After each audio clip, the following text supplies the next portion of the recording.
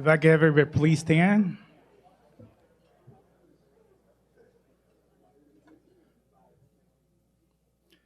Good afternoon. Welcome to Rotary Club of Madison. I'm George Hidalgo, Club President, and thank you for joining us today. And this is just impressive, just seeing so many of you. And it is fantastic just seeing so many of you. That's great.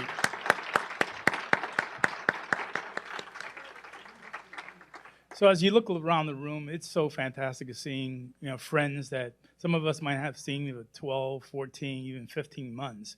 I think I was talking with my guest, Greg Zarkowski, and he actually was here on the March 4th Rotary meeting. And so I hadn't seen him since then, so I'm sure there's many other people that feel the same way, that it's fantastic getting back with friends again. So now I know it's due to the pandemic that a lot of schedules have shifted, right? I mean, you didn't have to take the drive here, find parking, come up to the meeting, and then have socialize afterwards, and then get back to work at 1:30 or maybe 2 o'clock.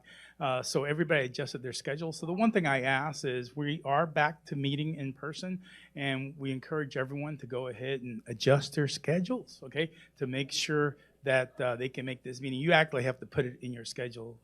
So this, what do they say about life? That you can get around to it, or you can just put it on your schedule and make it happen, right?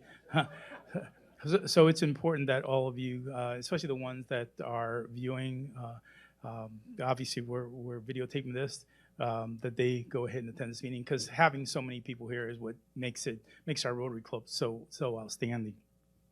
So we're going to be meeting at the Park Hotel every Wednesday from 12:10 to 1:05. For those that are long-term Rotarians, you remember we used to be at 12:20 and go to 12 to 1:20 and so forth. So we've adjusted the schedule, and we'll be doing 12:10 to 1:05, unless the new president decides to change that. But that's what it is for the rest of the month.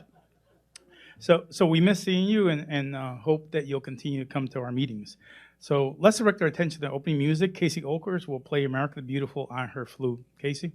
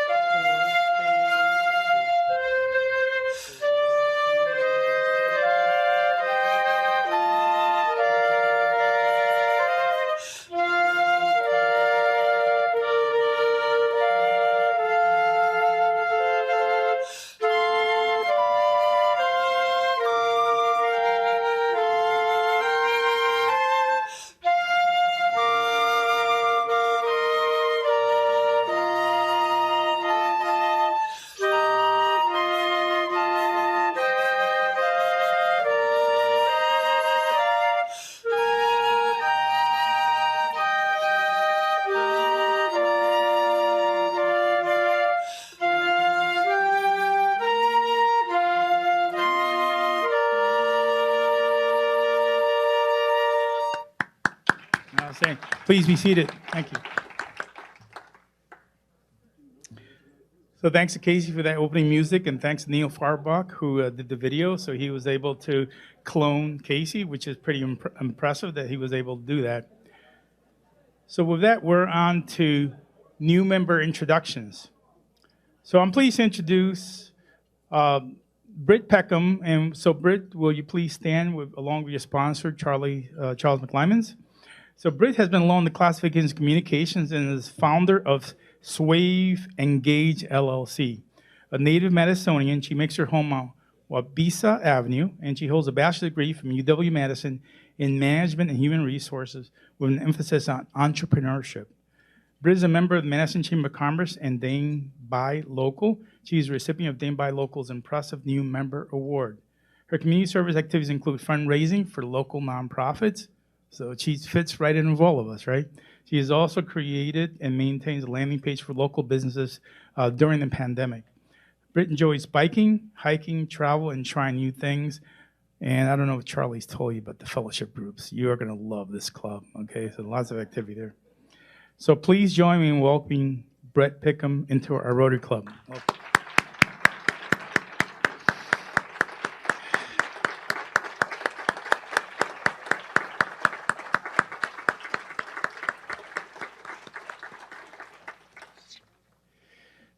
So this is great because when we look at diversity, I think you may take the record for the youngest Rotarian that we have. Is that it? Okay, so that means that now I did challenge the board of directors to recruit one new member over the last 3 months. So I challenge. In fact, I'll take you out to Ruth Chris Steakhouse if you can bring someone younger as a member. So that's a good challenge for the fellow Rotarians. So that'll be fantastic. So let's go on to next announcement is Rotary International. So I think you've seen that Mary Donahue has come up here during our meetings in May, and she reports that we're just $2,500 short of our $45,000 goal. So again, that's pretty fantastic. And you know what? So we're so close. I did tell Mary that she needs to get a new outfit, you know, once we hit that goal. So I'm hoping that next week she'll be there. So I encourage any Rotarians that have not donated. Again, this is the Rotary International Fund Drive. Remember, we have 2 fund drives during the year. One is in the fall, and that's for community grants. So that basically means how we support local organizations in our community, and this one is obviously on the international side of the house. So 2 fundraisers a year, and we're in our second one. So we're almost there, so anyone that hasn't donated, please do so. And if you're wondering how things are going on a global basis, while we have, here's June 2nd, Dane County has announced a release of some of the restrictions, right? For being able to socialize indoors and so forth. I mean, we're actually unlimited in how many people we can put in here.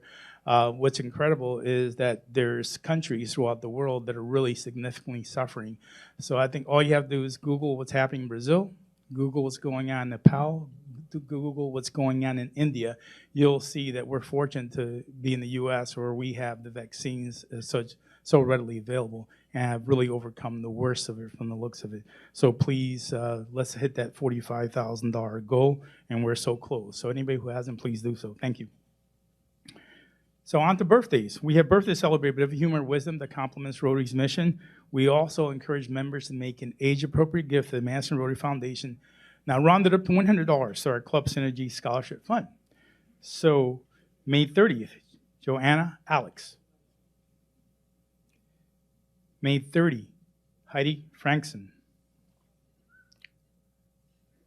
Also on May 30th, our own executive director, Pat Jenkins. So Pat, will you please stand?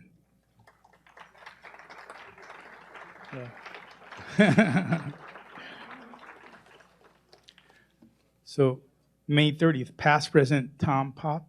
Tom, you here? Tom? Okay. Okay, thank you, Tom.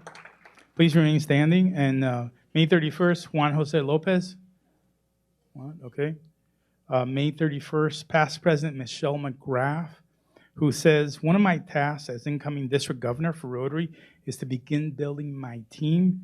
If you are interested in taking your leadership service to the next level, please reach out to me. So she made that's a little recruitment pitch. So Rob Stroud and Wes, I'm sure you guys will sign up, you know, with your background as past presidents. May 31st, Ellis Waller, who says, I know that our club has many talented members, so if you play an instrument, why not tell the music committee and become part of our club's musical heritage? As you know, Ellis is a demon on the bagpipes. It's just amazing. So if you can join him on that, that'd be great. And the question that you may probably have is, hey, you know, when do we have the music in here? And we gave authority to the music committee to decide when we can have the live music as we did before. Again, as we get back to normal life, we're going to follow the crawl, walk, run philosophy. Just like if you remember, if you've been here before, we had 3 people at a table. Now we just, you know, went one big step, and now we have 4 people at a table. So we're going to go gradually, and so we don't have music live yet, but that's up to the music committee to see when they'll come in. So the other thing is, I think everybody's got name tags. I mean, am I the only one that didn't remember the badge number? So because it's been so long, so don't feel bad. I couldn't even remember. So that's fantastic. Okay, on June 1st, Dick Fayram, and Dick is here because I got your check. Please stand. Okay. Okay. Okay. June 1st, Nasra Wahili. June 4th, Deb Archer, who says, like so many, I'm thrilled to see people in person as things open up. I encourage all of us to do all we are able to support local businesses, especially downtown. So Jason, did you put a plug in on that? Okay, so yeah, definitely. So June 5th, Lester Pines. Lester, you here? Okay, because this is a great one. I was hoping you were here so I could poke on you. Okay, so Lester Pines here. 50 years ago, I turned 21. On June 5th, I will be 71, but the most important date this June is the 13th, when I celebrate the 50th anniversary of my marriage to my wife and fellow Rotarian, Roberta Gassman. Isn't that sweet?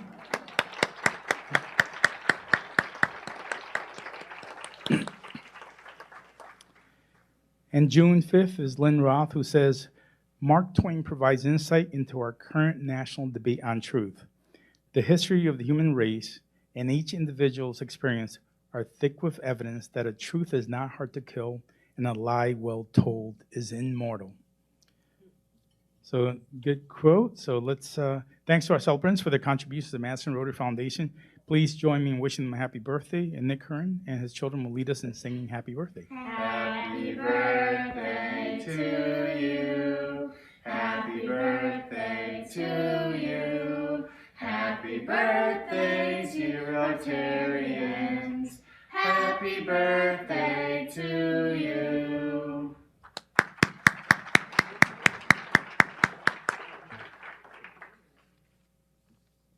So on to members in the news. So Oscar Morales has launched a Madison Murals website to generate important conversations with the help of artwork created in Madison during the summer of 2020. And that was Madison 365, the 520 issue. So Oscar was also included in the word of mouth column titled What We're Supporting in the May 25th edition of ISMUS. So again, it's a short list today, but last week I think we had 9, the week before 10. So it's just a classic example of all the ways that our fellow Rotarians make Madison such a special community. They give back, so it's outstanding. So with that, let me go on to our program. Today's program will feature a panel discussion on the topic of the magnitude of sexual assaults at UW-Madison. Joining us are the following. Rachel Sattler is going to serve as facilitator of today's panel discussion. Now, she's the senior managing attorney at Lotus Legal Clinic, where she and her colleagues provide free legal representation to victims of crime who need help enforcing their civil rights. She's also co-founder and president of Dane County Multi Agency Center. Rachel is married to our club member, Jason Elstrup. So now I know the better half. Oh, that's great. So Kim Curran is a nurse practitioner in family medicine at UnityPoint Clinic Meriter. She's also the co-founder of the Dane Multi Agency Center, where victims of violent crimes are able to access multiple services in one location. And our third panelist is Kate Walsh, who is a licensed clinical psychologist and professor in the Psychology and Gender and Women's Studies departments at UW-Madison. So we look forward to the presentation, and we have made a contribution to the Rotary International Police Plus Fund as a way to say thanks for speaking to us today. So I also want to mention that we'll have Q&A at the end. So please, really good questions, and we'll have an entertaining time. Jason will be coming around in the microphone. So if you ask any questions that he may not like, I'm sure he'll pull it away. So be aware, because he's got a vested interest, in this meeting. So let's welcome Rachel, Kim, and Kate to our podium.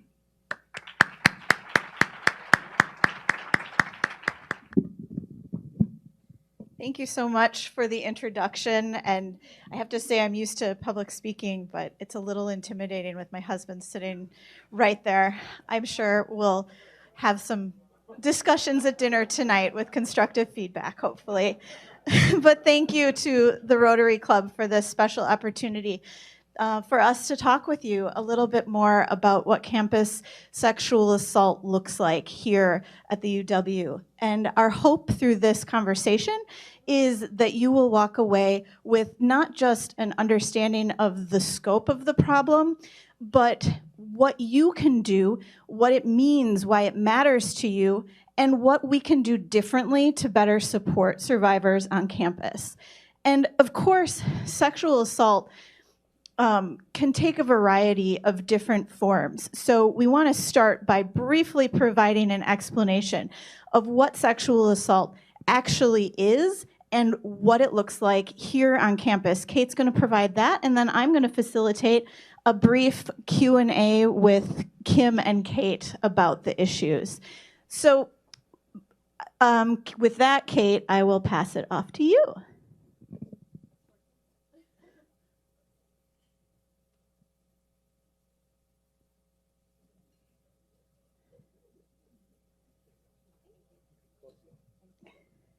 Can everyone?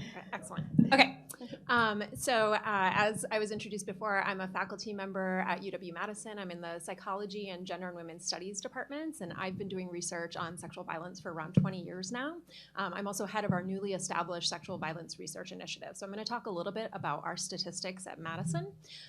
So sexual violence includes a wide variety of different acts. It can include things like unwanted oral, anal, or vaginal penetration. And we also look at the tactics that are used to obtain the unwanted acts. So it can include things like force, holding someone down, twisting their arm, etc. Or it can include incapacitation, and that's typically done through alcohol or drug use. We also think about sexual assault as including unwanted sexual contact, and this can happen through force, incapacitation, or even coercion of some kind. So telling someone lies, promising them things, etc. At UW-Madison, we see that about 26% of undergraduate women report some form of sexual violence during their time in college, and around 6.8% of undergraduate men report some form of sexual violence during their time in college. We also see that students who identify as gender or sexual minorities, those who identify as BIPOC, those who identify as having disabilities are at higher risk for experiencing sexual violence.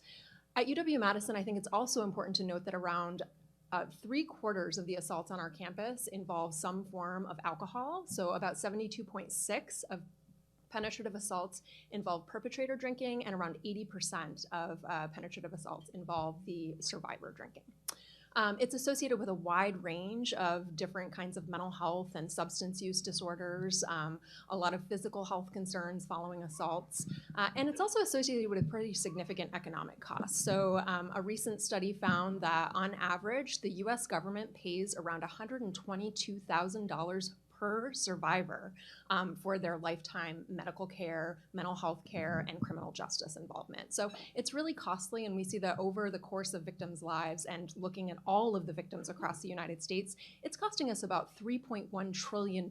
So really costly issue and something that we'd like to do a lot about. So. Thanks. So how does the broader downtown community experience, or how are they impacted by sexual assault on campus, Kate? Yeah, I think this is an issue that everyone should care about for many of the reasons I mentioned before. As a clinical psychologist, I do a lot of work with folks who've experienced sexual violence and are experiencing something like post-traumatic stress disorder, for example. And in fact, rape is the single trauma that's most likely to lead to a diagnosis of post-traumatic stress disorder. We often associate it with combat, but we actually see that it's more common among rape survivors, so very significant. We also see folks develop depression and other debilitating conditions, suicidality, substance use disorders, etc. And so I think that this is an issue because not only does it impact survivors themselves, but they're also more likely to drop out of school. We're a college town, and so this is our brand, really, that we're bringing people here to kind of educate them, and we have a name to make for ourselves. And the fact that we know that this is happening on campus, I think it's on all of us to try to do something to prevent it from happening.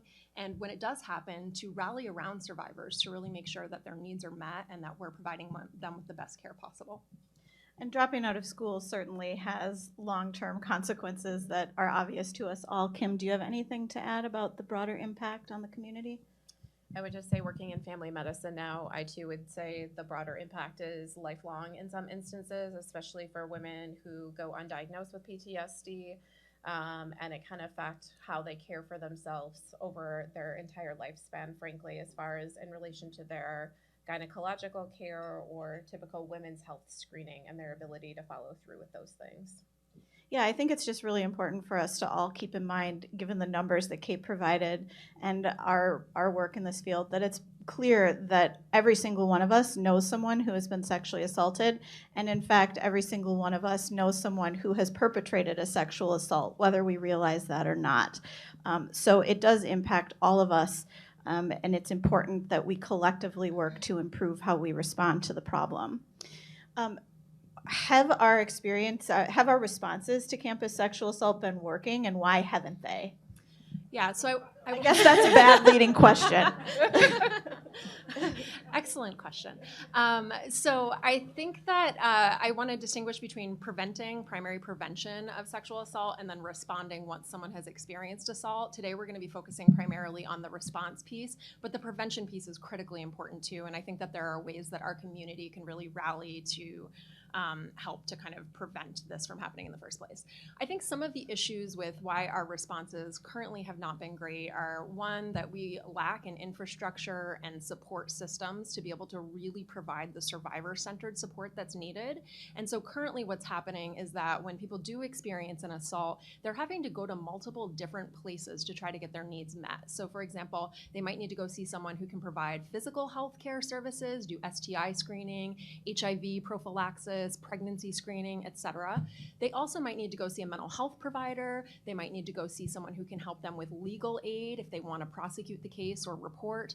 And so there are a number of different places, those are just to name a few, there are a number of different places where survivors need to have their needs met, and they're really not getting any kind of support in doing so. And so I think that lack of infrastructure, that lack of support is really part of the issue that's driving the problems. I would add to that, what Kate is describing is our current service delivery model in Dane County, which is very siloed. So we have medical services, we have advocacy, we have the legal or court system on campus, we have Title IX. So everything is in its own little box or silo. And if you can imagine going through a trauma such as being sexually assaulted and being asked to navigate all of those systems independently, which is the lack of advocacy, is an extremely difficult situation for most survivors. Particularly as a college student. Correct. Who's a young adult. Anything else you wanted to add to that? Okay. What are some of the barriers to accessing support for survivors on campus? Let me start. I guess I feel as though on campus in particular, and in the broader Dane County area, one of the greatest barriers is just lack of knowledge of the services, where to go for the services, how to access them. We had done a study back in 2016, and one of the main things cited was lack of transportation and lack of access to services. How do you get there? Once I am there, what services does that, again, one silo offer? And then that silo is going to send me over here to a different silo, and how do I get there? When we're talking about someone who's not even from the area, such as a college student, navigating those resources independently are extremely challenging. And then just a lack of knowledge of the services available in Dane County in general. Add to that the distrust of systems, especially in the current climate that we're living in. I think that adds a whole nother layer of a barrier to access of different types of services. And the distrust of those systems is certainly legitimate. If you're entering into a system that is super complicated, or has in some way betrayed that trust of a friend or someone you know, or through public awareness, you are going to be disinclined to turn to those systems for help. And Kim, the other day you had a great analogy from your work about what it's like to try to access all of these different support services. So I like to compare it to your annual physical. So if you came to see your healthcare provider for an annual physical, which is a scheduled event, right? It's not traumatic for most people. You've all had a physical, I'm guessing, in this room. And I told you, well, I really need some blood work today, and I think we need to x-ray your knee today because your knee is bothering you. And I told you you had to go 30 minutes downtown to go get your lab work, and then from there I needed you to drive another 45 minutes to get an x-ray, and then once those two pieces are done, I need you to come back to my clinic again another 30 to 45 minutes so we could discuss all of those results. You all would look at me like I was crazy. But this is what we're asking, survivors to do after they've been assaulted, is essentially navigate these services independently in multiple areas when their brain is not functioning rationally as ours are functioning right here today, or as it would be in a well check. And on top of that, not only would, as a nurse, she be sending the patient to all of these various places, she'd also be saying, and it will be on you to communicate the problems and what I need from you. So every time a victim goes to access a different service, they are required to tell the story of what happened to them. They're required to explain what they need and know what they need, and convey their experience with the trauma. And I'll also add that I think that although most people are really well-meaning, every survivor has that concern that I'm not going to be believed or somebody's going to respond to me in a way that is going to be harmful. And so that's a real fear every time you have to reach out to a new service provider. So I think it's just compounding the issues. And what can we be doing to improve our response to campus sexual assault? Sure. Kate? Yeah. So I think there's a lot we can do, actually. One of the big pieces that I'd like to see this group be thinking about is how we can collaborate together to really break down some of the silos, think about creative ways of working together to really rally around survivors and make sure that their needs are met in different ways. In the last question, I didn't mention this, but one of the issues we have on campus is we have a really nice model for delivering mental health services, but we have so many students who are assaulted, and we have so few mental health providers that we book up quite early in the fall, and people are on wait lists for up to a year to get into counseling. It's unacceptable. And so I think that there are some ways that the community could rally kind of around the campus and say, what can we do to help think about, creative solutions to make sure that we can better address some of the mental health needs in the broader community. And then one other piece I was going to mention, I know I said we were going to talk mostly about the response to sexual violence, but I think there are some creative ways that businesses can also think about being part of the solution too. So I mentioned earlier that the alcohol use on campus is a significant driver of the sexual violence problem.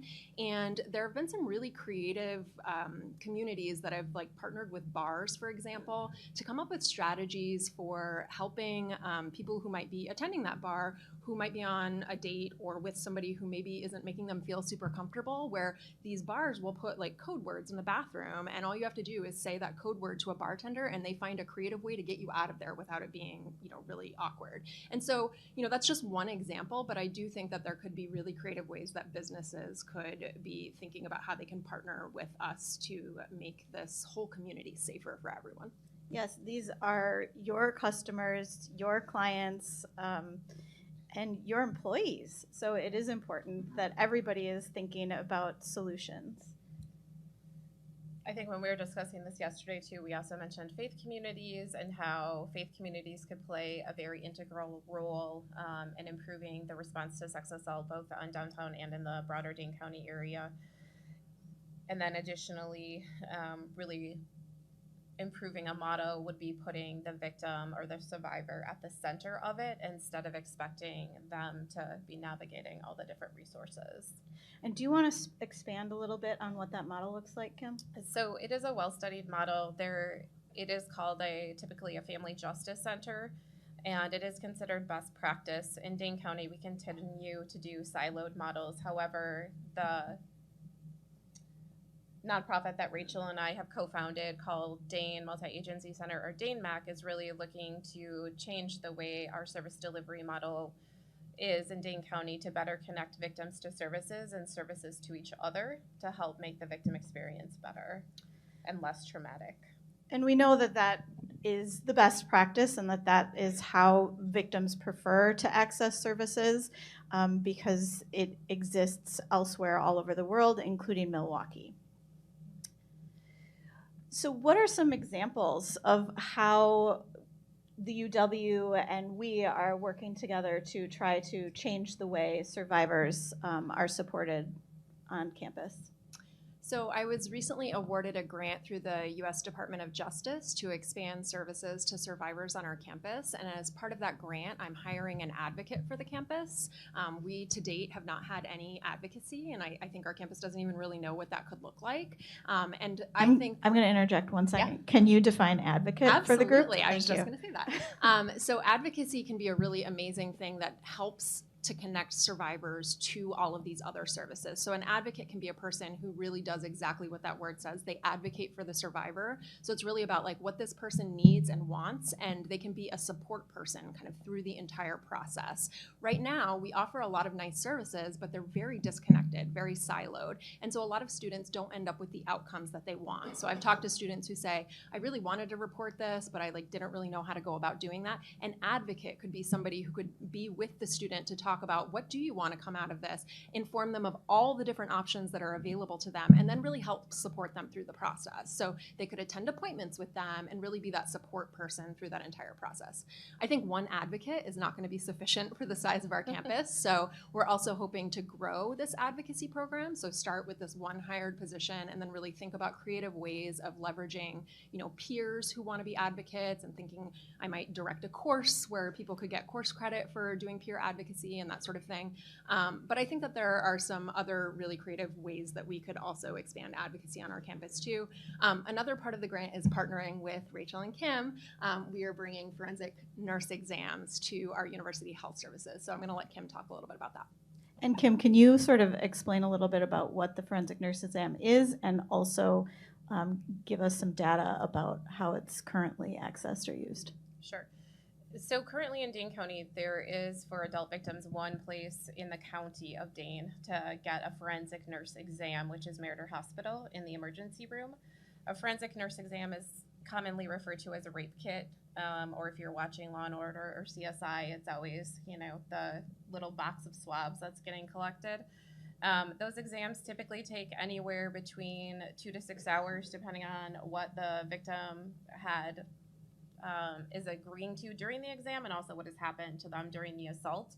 The nurses all have specialized training to be able to collect those things, and again, typically it's only been offered at Meriter in the ER. That's been the long-standing program in our community. So DaneMAC and UHS and UW-Madison have partnered to be able to do a mobile program, which is essentially when a patient comes into UHS and says that they have been the victim of an unwanted sexual encounter, they're able to get to UHS in several different ways. A nurse will actually respond to UHS instead of having that survivor navigate a system and go to a hospital that they're unfamiliar with. Currently at UHS, they believe that they're seeing approximately 400 to 600 individuals that identify in a year as an unwanted sexual encounter. Historically speaking, I ran the program at Meriter for greater than 10 years. We typically see about 20 to 30 patients that went through the program at Meriter. So again, UHS is seeing 400 to 600, and that number at Meriter does not move year to year, nor does it become more utilized during the academic year versus the summer. There is no uptick when the students come back. So our hope is to begin offering this service in the coming weeks, and we're excited to see how it progresses, and our hope is that we will be able to connect this important service with students on campus in a more effective and efficient way. And then finally, the Dane County Multi Agency Center is also working on developing something called the Multi Agency Center portal, which is essentially moving that physical center where services are co-located to a virtual platform that will allow survivors to create a profile where they can upload their experience one time and access directly the services that they want in Dane County, whether that's through the Rape Crisis Center or through a therapist or a variety of the resources that exist in our county. And then in addition, this portal will also allow our collaborators, our service providers, to connect with one another directly so they can communicate rather than making the survivor the point person or the go-between between the various systems. And we're excited that we were accepted into Starting Block's social impact cohort, and there are members of that cohort here today, and we are thrilled to be working on that with them. So those are some of the exciting things that we're working on to try to shift how our community supports survivors. We think that these ideas will be successful because of what we know, because what research shows about how survivors prefer to access services. But we're not just going to rely on anecdotes and our own observations. One of the positive things about the resources that we're developing with, in partnership with the university is that we are able to collect and analyze outcomes and data in a way that currently isn't being done in Dane County either. While various service providers and organizations collect their own data about the work that they're doing with survivor clients, there isn't any sort of overarching analysis or review of how our community is collectively responding to this problem. And our hope is that the tools that we are developing here and the resources will allow our community to make data-driven decisions about investments and resources moving forward. With that, unless either of you have anything else you'd like to add, we can open it up to questions.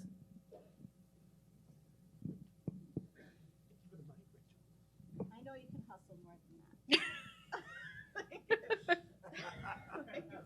Thank you very much. So I thought I heard you say like 20-some% of women will be assaulted in her. That's a shockingly high number to me. I mean, wow, right? I mean, is that across other Big Ten universities? Is that a similar kind of thing? But I mean, that. Yeah, I can speak to that. Everything shut off. I can yell. Yeah, no, that is actually very common. We have slightly higher rates than some other schools, but across the Big Ten schools, we see rates somewhere between 25 and 30% of undergraduate women will report. It's really sad. Oh my God.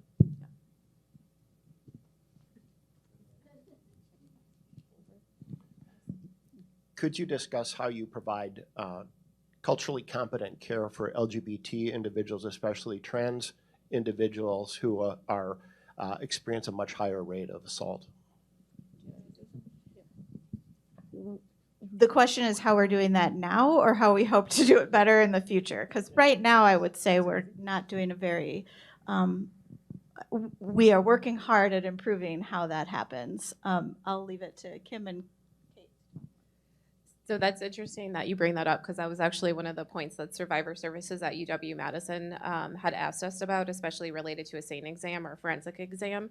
And I can say that the nurses that will be responding to UHS have all been trained, specifically related to care of patients like you are describing.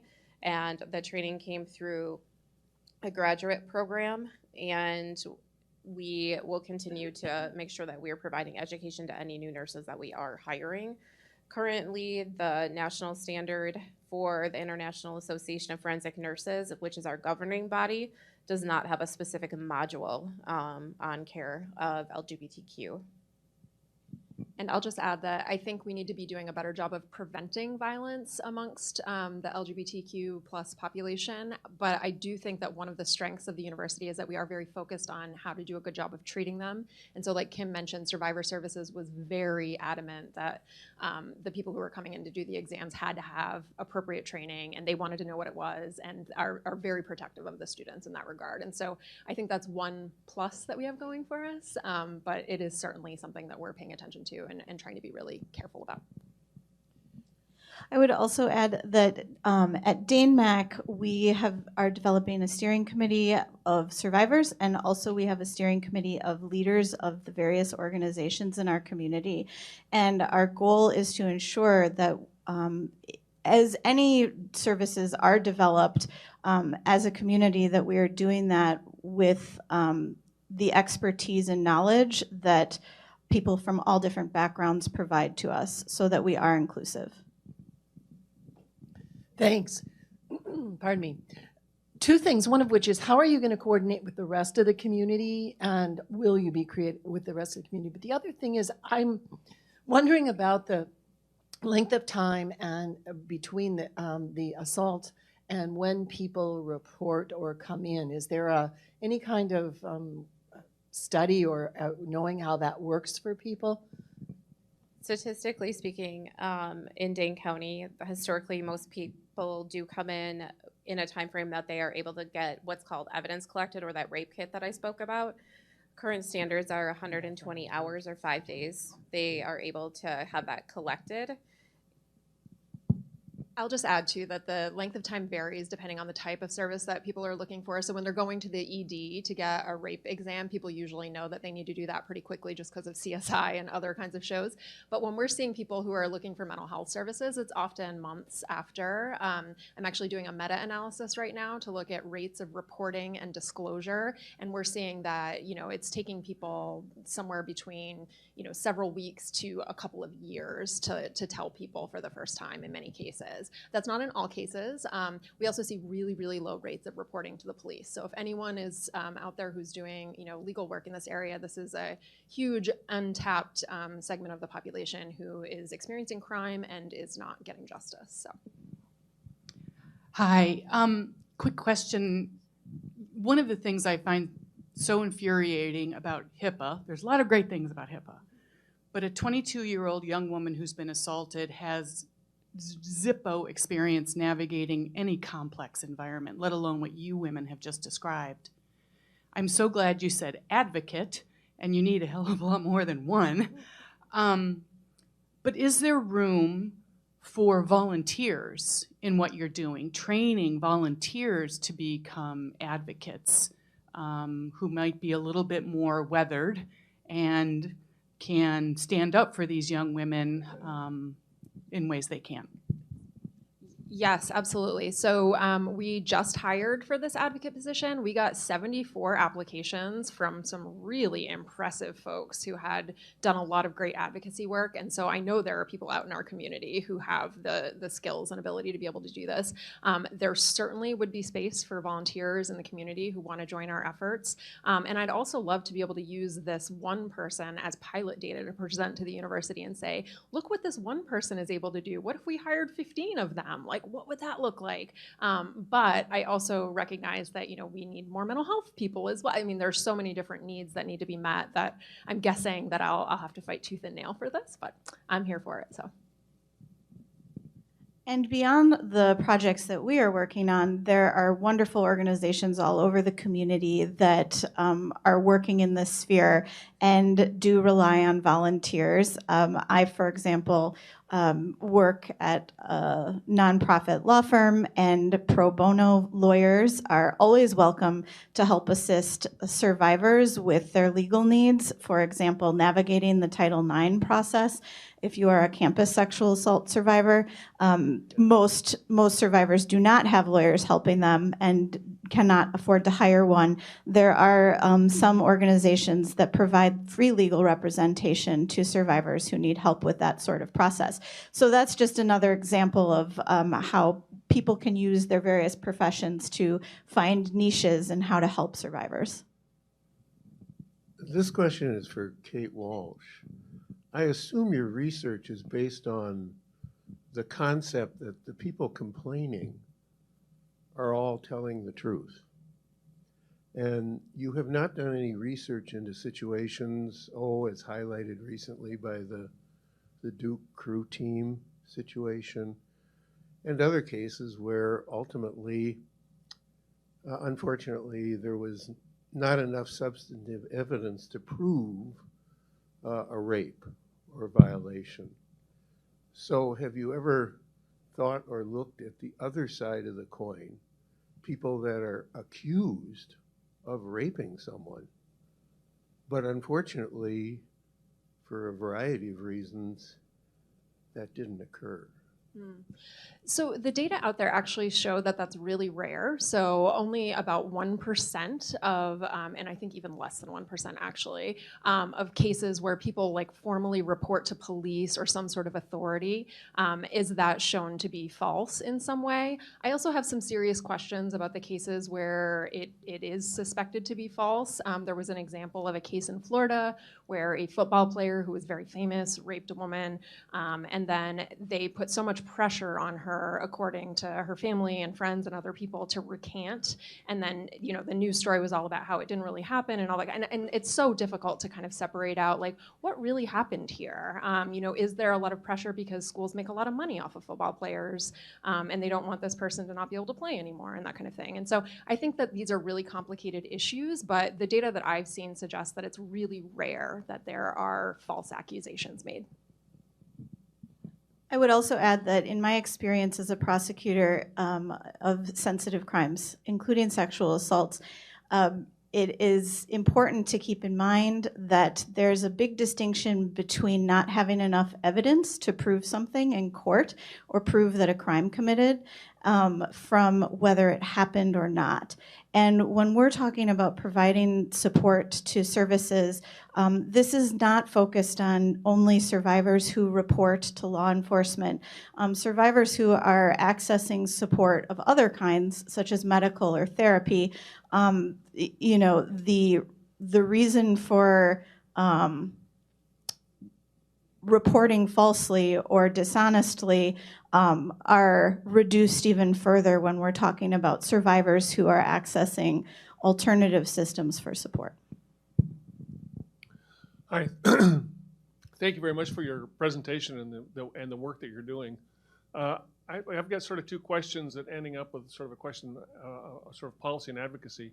But based on the statistics with the first question of 26% or 25 to 30 being common on campuses, is it reasonable to infer that that's actually higher than for similar populations, similar age or demographics, not on campus? Sort of part one. Part two then is, it feels like that there is, I'm going to use the word conspiracy loosely, but that there is a tendency to really minimize and sort of sweep under the rug the extent of the problem on campuses. And then thirdly, which I guess is the advocacy question, is if those two statements are true, shouldn't the university be taking a much more active role in both prevention and service for survivors? I mean, yes, absolutely. So your first question was around, can you remind me your first question? Frequency relative to the general population. Yeah, that's a great question. So there have actually been a couple of conflicting studies that have looked at nationally representative samples and looked at like the same age range, so the 18 to 24 age period. 2 of the 3 studies that I know of have found that same-aged peers who are not in college are at higher risk, and actually 1 that I know of has found the opposite. And so we're still trying to figure out like what exactly is going on here. So we do think that there's something about just being in that age period that puts people at risk outside of the college environment. However, on our campus, like I mentioned before, I think the alcohol piece is really driving a lot of the assaults that we're seeing. And so when we look at the non-college population, we see many more forcible assaults happening rather than like the alcohol-involved assault. So there are differences in like the types of assaults. And then your second question was? Is there a tendency on campuses in general, including ours, to minimize the problem and sort of sweep it under the rug and not want to talk about it? And then should they be taking a more active role in both prevention and supportive services for survivors? 100%. No school wants to be known as the rape school, right? And so like that's just not something you want to put in your brochures and material. And yet every school has this problem. And so many people may be familiar with the Dear Colleague letter that was issued in 2011 by the Obama administration. But it's a letter to campuses that was essentially telling them that they had to accurately report statistics up to the Department of Education. And if they don't, they're going to lose federal funding. And so now there have been a number of studies looking at Clery Act reports. And so this is the idea that schools have to report accurate information. If they're found to be in violation of that, they can lose their federal funding. And so we've seen many more schools now reporting up some of those numbers. Even still, the schools have to know about it in order to be able to report it. And we see very few students actually report to their campuses. So on our campus, about 2% of students are reporting. So I think that suggests that it's a pretty underreported kind of thing. And then to your third question, absolutely. I think all colleges need to be thinking about how can we be more proactive? How can we create climates that are safer for students? And what can we put into this that would really perhaps change the nature of the problem on campus? There's a, oh, sorry, Jason, where are you? Hi. Hi, just wanted to let you know there's also a bunch of people over there too. Hi, I think the last couple of people that asked questions may have touched on this because I think I'm focused more on the root cause. I'm blessed to have two daughters. One's a senior in college and one's a junior in high school. I live a block from Camp Randall, lived there for 18 years. I've seen things that are just mind-boggling. I always tell people I live on the only block of Lathrop that is not student housing. Every year I get older, but my neighbors stay the same age.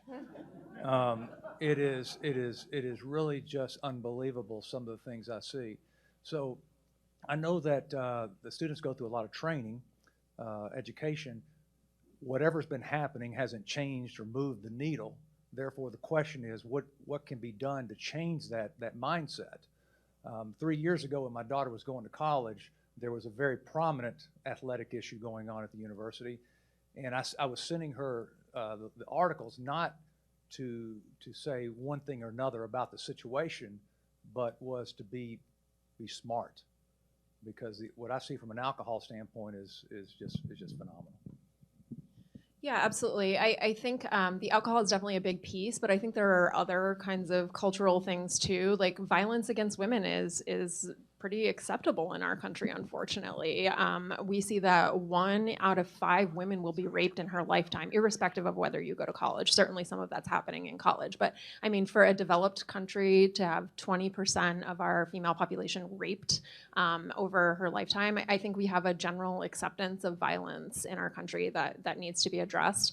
And I think another piece that we're missing is early attempts to try to help people understand how to have healthy relationships. And so I'm a big advocate of comprehensive sex education programs. I think that, you know, if you can teach people how to have healthy relationships and not just like give them information about it, but actually talk about how. Like, how do you talk about consent with somebody? How do you have those uncomfortable conversations? Instead of just saying what consent is, really giving them an opportunity to model that and practice that. So I think there's a lot we could do.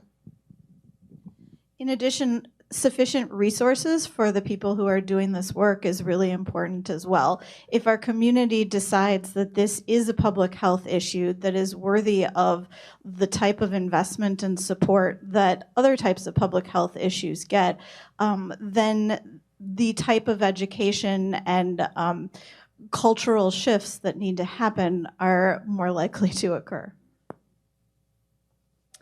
Hello, thank you so much for speaking on this topic. I think I might be with all of the women in this room when 25% feels actually shockingly low. You've mentioned that only 2% report.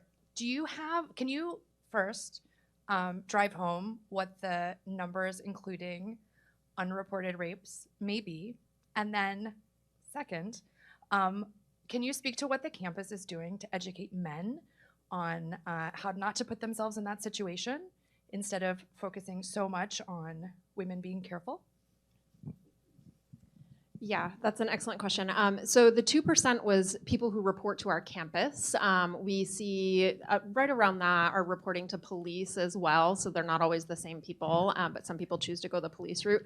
If you look at general population samples, about 16% of people who experience a rape will report to police. And if you actually look at the number of people who end up incarcerated or serving time for a rape, I think it's like 0.09% of the actual rapes that happen. So really, really, underserved in that regard.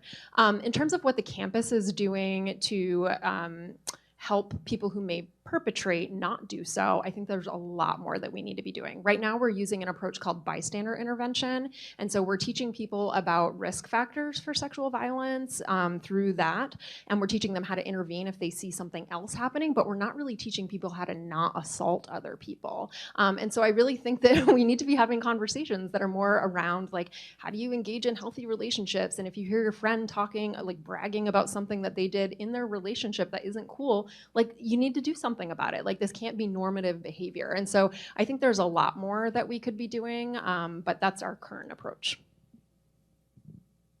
Thank you again for the opportunity to speak, and we're happy to stick around if people have more questions. Let's give them a round of applause. Outstanding. Very enlightening presentation, that's for sure. I guess the one thing I was curious, you have a lot of UW alumni here. If there's one thing they could do to make a difference, right? I mean, I mean, I'm not an alumni, but I figured, wow, the mental health issue, not having the resources, that's a huge problem. Is that the one they should call their foundation and say, hey, I donate, but you guys need to start focusing on it to get the attention? Because money speaks, right? So what would you like these people here to do to make a difference in the community on this issue right here? The mental health issue would be huge. So if people can do any kind of calling or phoning in favors to try to figure out some creative ways to get us more mental health resources, that would be incredible. And also if you can donate money that would help to hire more advocates, have this really grow as a program, I think that could make a huge difference. If anyone's interested in connecting with me around other ideas you might have, I am always excited to work with the community. So. Well, thank you very much. Again, thank you everyone for joining us today, and have a good rest of the week. We are adjourned.